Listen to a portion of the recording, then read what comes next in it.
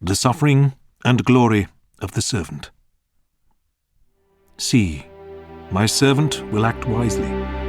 He will be raised and lifted up and highly exalted.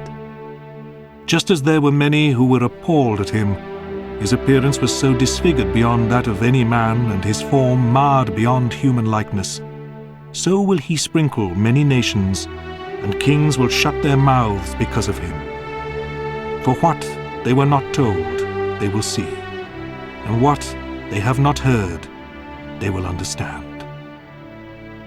Who has believed our message, and to whom has the arm of the Lord been revealed? He grew up before him like a tender shoot, and like a root out of dry ground. He had no beauty or majesty to attract us to him, nothing in his appearance that we should desire him. He was despised and rejected by men, a man of sorrows, and familiar with suffering. Like one from whom men hide their faces, he was despised, and we esteemed him not. Surely he took up our infirmities and carried our sorrows. Yet we considered him stricken by God, smitten by him, and afflicted. But he was pierced for our transgressions. He was crushed for our iniquities. The punishment that brought us peace was upon him, and by his wounds we are healed. We all, like sheep, have gone astray. Each of us has turned to his own way, and the Lord has laid on him the iniquity of us all. He was oppressed and afflicted, yet he did not open his mouth.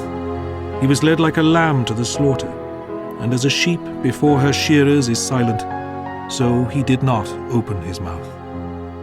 By oppression and judgment he was taken away. And who can speak of his descendants? For he was cut off from the land of the living. For the transgression of my people he was stricken. He was assigned a grave with the wicked and with the rich in his death, though he had done no violence, nor was any deceit in his mouth. Yet it was the Lord's will to crush him and cause him to suffer. And though the Lord makes his life a guilt offering, he will see his offspring and prolong his days, and the will of the Lord will prosper in his hand. After the suffering of his soul, he will see the light of life and be satisfied. By his knowledge, my righteous servant will justify many, and he will bear their iniquities. Therefore I will give him a portion among the great, and he will divide the spoils with the strong, because he poured out his life unto death, and was numbered with the transgressors. For he bore the sin of many, and made intercession for the transgressors.